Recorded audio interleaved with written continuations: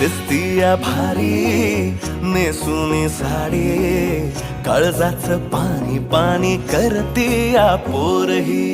अदा क्यूट वाली गावरान बोली, खट्याळ थोडी माझ्या काळजाची चोरही. थोडं माझ्या पिरामध्ये पड तू ग बाई, खुळ्यागत झाला मन तुझ्याच पायी. आता मला लागली या लग्नाची घाई, नाही आता बोलू नको अग माझी राणी.